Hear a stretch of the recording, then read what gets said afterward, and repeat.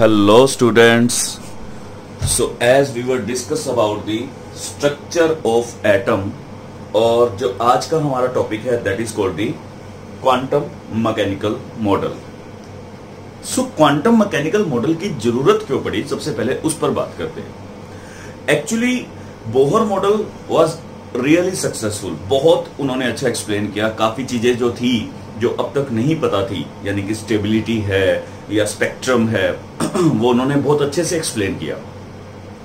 But the point is this, जब दो principles आए, dual nature and the Heisenberg uncertainty principle, इन दोनों प्रिंसिपल के कुछ ऐसे पॉइंट्स थे जिसके जवाब बोहर मॉडल नहीं दे पाए. तो उस वजह से यहां पर एक नए मॉडल की जरूरत पड़ी, that is called the quantum mechanical model. इस मॉडल के अंदर जहां बोहर मॉडल ने वेव नेचर को एक्सप्लेन नहीं किया था इलेक्ट्रॉन के, वहां पर इस पर्टिकुलर मॉडल के अंदर वेव नेचर को भी कंसीडर किया गया और साथ के साथ पार्टिकल नेचर को भी कंसीडर किया गया. और दूसरी तरफ जहां बोहर मॉडल ने यह चीज बताई कि हम साइमल्टेनियसली इलेक्ट्रॉन की वेलोसिटी एंड एनर्जी को कैलकुलेट कर सकते हैं, पर यहां पर उस कंसेप्ट को थोड़ा सा चेंज कर दिया गया. वहां पर हमने बोहर मॉडल के अंदर उसके 2 डायमेंशन मॉडल को कंसीडर किया था. यहां पर द मॉडल इज 3 डायमेंशन. जो मॉडल यहां पर होगा that will be 3 dimension model. So इस वजह से इस मॉडल की जरूरत पड़ी. और इस मॉडल के अंदर जो पहला, the heart of this model, यानी कि जिसने वेव पार्ट को एक्सप्लेन किया इलेक्ट्रॉन के, that was Schrodinger wave equation. Very important है, बहुत अच्छा है. तो हम सबसे पहले उसके वेव नेचर को एक्सप्लेन करेंगे, how to calculate the wave of the electron, Schrodinger wave equation. Okay,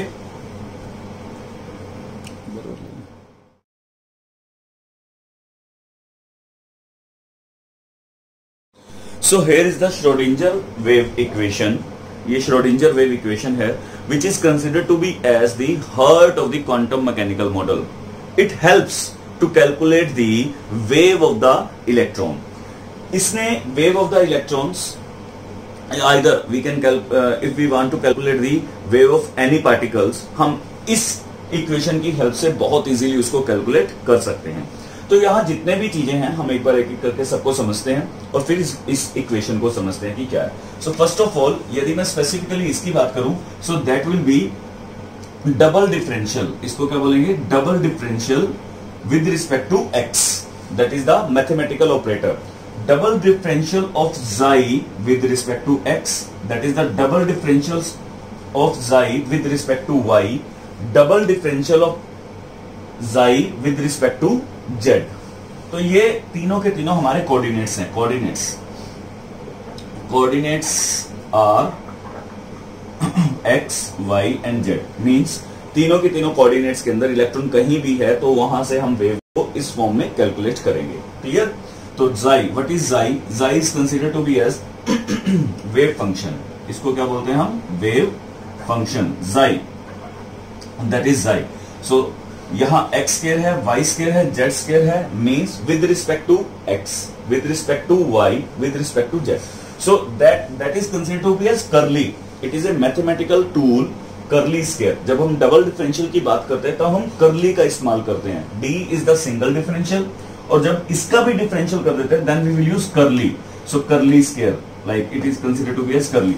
so curly square, double differential of x, double differential of y with respect xi with respect to x, double differential of xi with respect to y, double differential of xi with respect to z. So that is the thing, right? So here is the A is constant, pi is also constant. Pi की value क्या होती है? That is 3.14. That is also constant.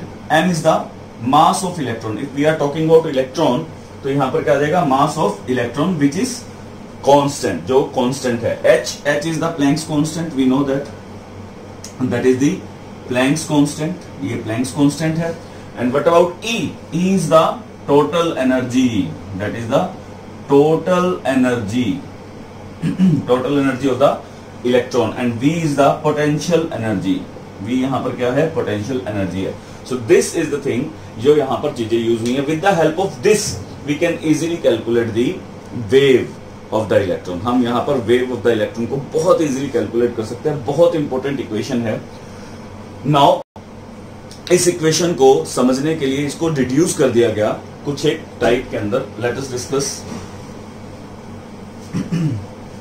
So that is the, इस equation को हम H cap psi equal to E cap psi के अंदर लिखते हैं। We write it in this form where H cap is considered to be as Hamiltonian operator. This is also an mathematical tool. ये भी एक तरह का मैथमेटिकल टूल है जो आपको केवल और केवल अभी इतना ही समझना है, ठीक है। So this equation can be written as this one, H cap psi equal to E cap psi. H cap हम E के बारे में ऑलरेडी पढ़ चुके हैं, that is the total energy of the system, and H cap is the Hamiltonian operator. So this is also mathematical tool. So this is equation of the Schrödinger. This equation was driven by Erwin Schrödinger. So उन्हीं के honour में इस equation को नाम दिया गया, that is Schrödinger wave equation. बहुत important है, बहुत अच्छे से करना है। Clear? So now let us discuss about the significance of the wave function. Significance of the wave function means xi and the square value of the जाई square, यानी कि जाई स्केयर और जाई का सिग्निफिकेंस क्या है। जाई मीन्स वेव फंक्शन और उसी का ही स्केयर, उसका सिग्निफिकेंस क्या है। In chemistry there is a no significance of the psi. Psi का कोई फिजिकल सिग्निफिकेंस नहीं है। We are not considering the value of psi itself. हम जाई की कोई वैल्यू को कंसिडर नहीं करते हैं। हम किसकी वैल्यू को कंसिडर करते हैं? जाई स्केयर की। So scale of the amplitude, that is electron wave. Electron wave, यहां से जो वेव आ रही है, जाई हमें क्या दे रहा है? वेव फंक्शन ही तो दे रहा है, वेव के बारे में तो बता रहा है इलेक्ट्रॉन की। हम उसके स्केयर को कंसीडर करते हैं। We will consider the square which give the intensity of the electron wave, जो हमें क्या देता है? intensity of the electron wave. intensity of the electron wave at that point, at a point, किसी भी पॉइंट से इलेक्ट्रॉन वेव की कितनी इंटेंसिटी है वो हमें जाई स्केयर कैलकुलेट करके बताता है, जाई कैलकुलेट करके नहीं बताएगा। सो जाई का कोई फिजिकल सिग्निफिकेंस नहीं है। फिजिकल सिग्निफिकेंस जो आपको देखना है वो किसका देखना है? जाई स्केयर का देखना है। First point. सेकंड मींस जाई स्केयर आपको क्या दिखाएगा? जाई स्केयर ही आपको बताएगा the probability of finding the electron at a given point. किसी भी गिवन पॉइंट पर कि इलेक्ट्रॉन के होने की प्रोबेबिलिटी क्या है वो हमें कौन देगा? जाई स्केयर बताएगा। जाई स्केयर की वैल्यू ही हमें कैलकुलेट करके देगी, that is the probability of finding the electron. यहां एक नया वर्ड इंट्रोड्यूस किया गया, that is called the probability. Probability यहां मैटर करती है। प्रोबेबिलिटी मींस कि कितनी संभावना है, अगर हम इसे बात करें तो दैट इज कॉल्ड द संभावना, कि कितनी संभावना है कि इलेक्ट्रॉन यहां पर अवेलेबल हो सकता है। बिकॉज अब अगर हम क्वांटम मैकेनिकल मॉडल से चलें तो वो हमें 3 डायमेंशन मॉडल के अंदर इलेक्ट्रॉन्स के होने की संभावना देते हैं कि इस पर्टिकुलर पॉइंट पर इलेक्ट्रॉन कैन बी अवेलेबल। और वो हमें कैसे पता चलेगा? यदि इलेक्ट्रॉन होगा तो उसके साथ एसोसिएटेड वेव भी होगी, और यदि हम उस वेव को कैलकुलेट कर सकते हैं तो हमें यह पता चल जाएगा कि इस पर्टिकुलर पॉइंट पर इलेक्ट्रॉन डेंसिटी क्या है। राइट? सो हमें जाई स्केयर से ये चीज पता चलेगी कि जाई स्केयर विल टेल अस कि what is the probability of finding the electron. Okay, so हमें यहां पर कुछ भी बोल सकते हैं इसी बेस पर कि जाई square the electron density at that point. उस पॉइंट पर इलेक्ट्रॉन डेंसिटी क्या है ये हमें जाई स्केयर की वैल्यू बताएगी, ना कि जाई की।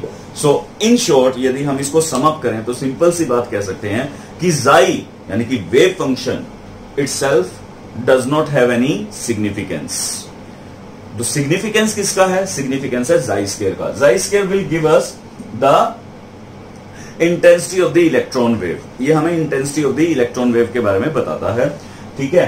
And psi square in other word we can say the it helps us to find the electron, यानी कि प्रोबेबिलिटी देता है, probability of finding the electron at a given point. किसी भी गिवन पॉइंट पर इलेक्ट्रॉन्स के होने की प्रोबेबिलिटी क्या है। Probability is a good word because हम इसी वर्ड से आगे एक नया कंसेप्ट यहां पर लेंगे that is called the orbital, और in other way we can say it also tell us about the electron density at that point. किसी भी पॉइंट पर इलेक्ट्रॉन डेंसिटी क्या है वो हमें जाई स्क्वायर बताएगा, जाई नहीं बताएगा। Clear?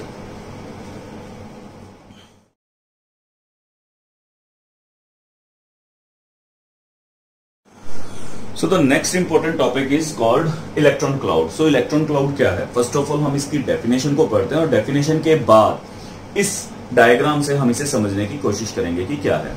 First of all the region of the space का वो रीजन अराउंड द न्यूक्लियस, जो न्यूक्लियस के अराउंड है, which describe the probability of finding the electron, जो हमें प्रोबेबिलिटी देता है कि इलेक्ट्रॉन के फाइंडिंग की क्या है at a given energy in terms of dots. किसी भी गिवन एनर्जी पे किस फॉर्म में? डॉट्स की फॉर्म में इज कॉल्ड इलेक्ट्रॉन क्लाउड। यानी कि न्यूक्लियस के चारों तरफ वो सारा का सारा सरफेस, न्यूक्लियस के अराउंड सारा का सारा सरफेस जहां पर हमें इलेक्ट्रॉन के मिलने की संभावना होती है, the probability of finding the electron, उसको हम डॉट्स की हेल्प से जब शो करते हैं तो उसको हम क्या बोलते हैं? Electron cloud.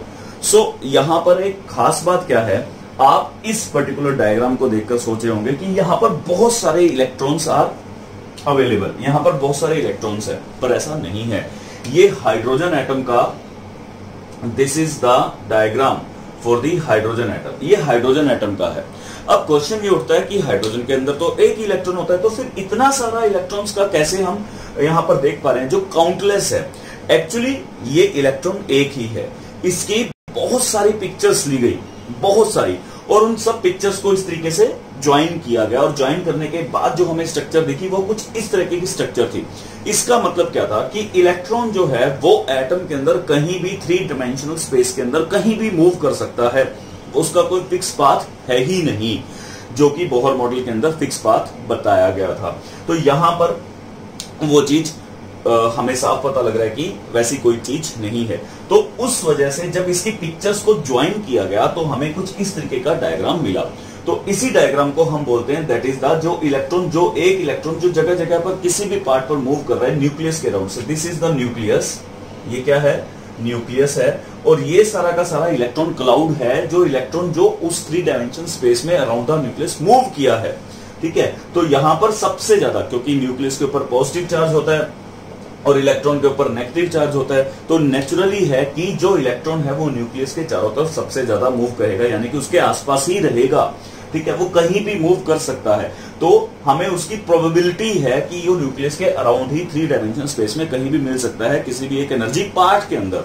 So that is called the electron cloud. इसी को हम क्या बोलते हैं? Electron cloud. One more thing, इसको बोलते हैं boundary plots, that is called the boundary plots. ये बाउंड्री प्लॉट्स इमेजिनरी होते हैं। फॉर इंस्टेंस यहां पर इस तरीके का कोई बाउंड्री प्लॉट्स है नहीं, यानी कि ये कुछ इस तरीके का डायग्राम आपको नजर आएगा एटम के चारों तरफ, यदि मैं इसे रब कर दूं तो। पर इस पर्टिकुलर रीजन के अंदर इलेक्ट्रॉन के पाने की, यानी इलेक्ट्रॉन के मिलने की प्रोबेबिलिटी सबसे ज्यादा थी, इसके अराउंड, इसके बाद नहीं थी, यानी कि 90% वी कैन से 90% यहां पर इलेक्ट्रॉन अगर होगा तो इसी के अंदर होगा, 10% है कि वो इसके बाहर भी मिल सकता है। सो हमने यहां पर अपनी इमेजिनेशन से एक बाउंड्री को प्लॉट कर दिया। So that is the boundary which is in our only imagination. ये याद रखना है, ये सिर्फ हमारी इमेजिनेशन है, और इन इमेजिनेशंस के बाद हमने ये चीज कंसिडर कर ली कि that is the boundary plots, ये बाउंड्री प्लॉट्स है, और apart from this there is only 10% chances कि इलेक्ट्रॉन मिलेगा, बट इस 90% चांस है कि जो इलेक्ट्रॉन है इन बाउंड्री प्लॉट्स के अंदर ही होगा। सो इमेजिनरी ये हमने यहां पर प्लॉट कर दिया, इसको बोलते हैं बाउंड्री प्लॉट। सो ये हाइड्रोजन एटम का है, सिंगल इलेक्ट्रॉन है, याद रखना है, जो इलेक्ट्रॉन है 3 डायमेंशन स्पेस में कहीं भी मूव कर पा रहा है, तो उसको हम क्या बोलेंगे? इलेक्ट्रॉन क्लाउड बोलेंगे। Clear? So this is electron cloud, बहुत इंपॉर्टेंट है। तो नाउ एक न्यू टर्म जो है वो इंट्रोड्यूस की गई, that is called the atomic orbital. Now consider it, this is orbital, ये क्या है, ऑर्बिटल है। और अभी तक जो हम पढ़ते आए थे वो था ऑर्बिट, यहां पर थोड़ा सा चेंज किया गया, दैट इज दी ऑर्बिटल। यहां से एल इसके साथ और इंट्रोड्यूस किया गया। ऑर्बिटल का मतलब क्या है, किसी भी एटम के ऑर्बिटल, ऑर्बिटल का मतलब है प्रोबेबिलिटी। ये बात याद रखनी है आपको, दैट इज दी प्रोबेबिलिटी। किसकी probability, probability of finding the electron. So orbital से हमें प्रोबेबिलिटी को ध्यान में रखना है हमेशा। सो अगर आपको प्रोबेबिलिटी याद रहेगी तो आपको इसकी डेफिनेशन तो बहुत इजीली याद हो जाएगी। So what is orbital, atomic orbital की यदि बात करें, it is the 3 dimension space. जैसा कि अभी हमने पीछे देखा, that is the 3 dimension space की न्यूक्लियस के अराउंड वो X axis, Y axis, Z axis कहीं भी मूव कर सकता है, सेम वे में जैसे हमने वेव के बारे में बात की। It is the 3 dimension space around the nucleus with in which the probability of finding an electron is maximum. कितना होगा, अराउंड 90%। ठीक है, एटम का वो स्पेस जहां पर इलेक्ट्रॉन के पाने की probability, these are the boundary plates plots, imaginary जो है हमने ऑलरेडी मैं आपको बता चुका हूं, ये इमेजिनरी है। ठीक है, ये साइंटिस्ट द्वारा इमेजिन किए गए हैं कि यहां तक इसकी पाने की संभावना कितनी है इलेक्ट्रॉन की, 90% है। So this is consider to be as orbital. इसको हम क्या बोल देंगे, ऑर्बिटल बोल देंगे। So that is very important. So orbital की डेफिनेशन बहुत बार पूछी जाती है, रादर ऑर्बिट और ऑर्बिटल के बीच में जो डिफरेंस है ये भी बहुत ज्यादा इंपॉर्टेंट है।